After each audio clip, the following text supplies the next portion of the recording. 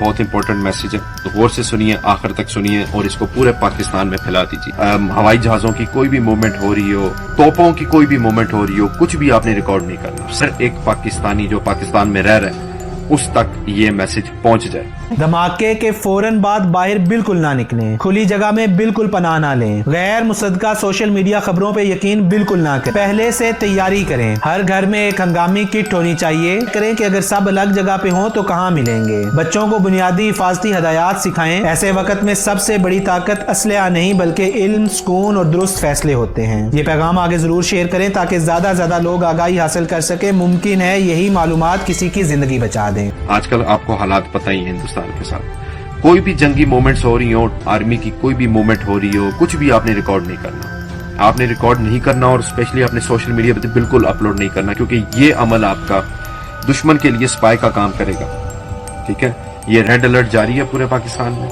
ऐसी कोई भी हरकत आपने नहीं करनी, सख्ती से मना है।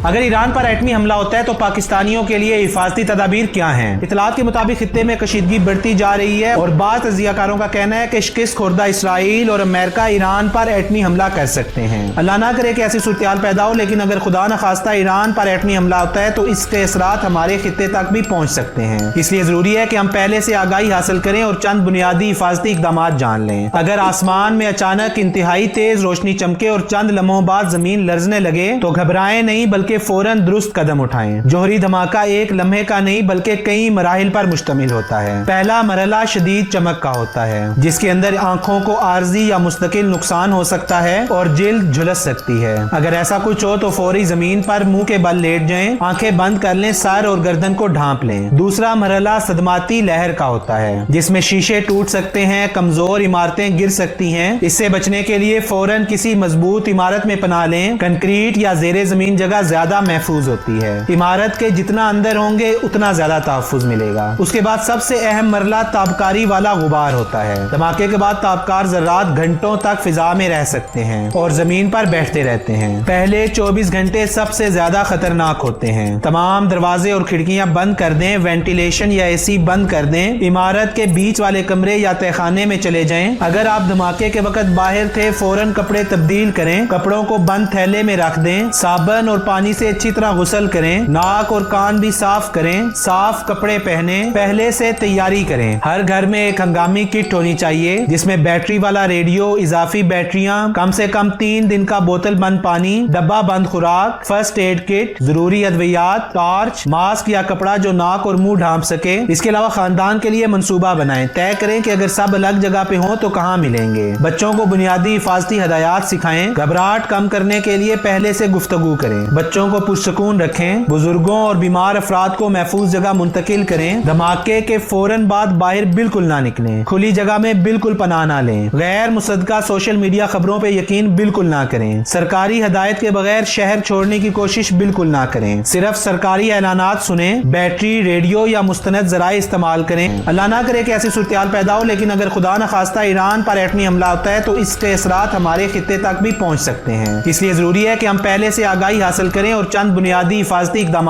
जान लें। अगर आसमान में अचानक इंतहाई तेज रोशनी चमके और चंद लम्हों बाद जमीन लर्जने लगे तो घबराएं नहीं बल्कि फौरन दुरुस्त कदम उठाएं। जोहरी धमाका एक लम्हे का नहीं बल्कि कई मराहिल पर मुश्तमिल होता है। पहला मरहला शदीद चमक का होता है, जिसके अंदर आंखों को आर्जी या मुस्तकिल नुकसान हो सकता है और जिल्द झुलस सकती है। अगर ऐसा कुछ हो तो फौरी जमीन पर मुंह के बल लेट जाएं, आंखें बंद कर लें, सर और गर्दन को ढांप लें। दूसरा मरहला सदमाती लहर का होता है, जिसमें शीशे टूट सकते हैं, कमजोर इमारतें गिर सकती हैं। इससे बचने के लिए फौरन किसी मजबूत इमारत में पनाह लें। कंक्रीट या जेरे जमीन जगह ज्यादा महफूज होती है। इमारत के जितना अंदर होंगे उतना ज्यादा तहफ्फुज मिलेगा। उसके बाद सबसे अहम मरला ताबकारी वाला गुबार होता है। धमाके के बाद ताबकार जर्रात घंटों तक फिजा में रह सकते हैं और जमीन पर बैठते रहते हैं। पहले 24 घंटे सबसे ज्यादा खतरनाक होते हैं। तमाम दरवाजे और खिड़कियां बंद कर दें, वेंटिलेशन या एसी बंद कर दें। इमारत के बीच वाले कमरे या तहखाने में चले जाएं। अगर आप धमाके के वक्त बाहर थे, फौरन कपड़े तब्दील करें, कपड़ों को बंद थैले में रख दें, साबुन और पानी से अच्छी तरह गुस्ल करें, नाक और कान भी साफ करें, साफ कपड़े पहने, पहले से तैयारी करें। हर घर में एक हंगामी किट होनी चाहिए जिसमें बैटरी वाला रेडियो, इजाफी बैटरियां, कम से कम 3 दिन का बोतल बंद पानी, डब्बा बंद खुराक, फर्स्ट एड किट, जरूरी अद्वियात, टॉर्च, मास्क या कपड़ा जो नाक और मुंह ढांप सके। इसके अलावा खानदान के लिए मंसूबा बनाएं, तय करें कि अगर सब अलग जगह पे हों तो कहां मिलेंगे। बच्चों को बुनियादी हिफाजती हदायत सिखाएं, घबराहट कम करने के लिए पहले से गुफ्तगू करें, बच्चों को पुरसकून रखें, बुजुर्गों और बीमार अफराद को महफूज जगह मुंतकिल करें। धमाके के फौरन बाद बाहर बिल्कुल ना निकलें, खुली जगह में बिल्कुल पनाह ना लें, गैर मुसद्दका सोशल मीडिया खबरों पे यकीन बिल्कुल ना करें, सरकारी हदायत के बगैर शहर छोड़ने की कोशिश बिल्कुल ना करें, सिर्फ सरकारी ऐलानात सुने, बैटरी, रेडियो या मुस्तनद जराए इस्तेमाल करें। अफवाहें हालात को मजीद खराब कर सकती हैं। ऐसी सूरत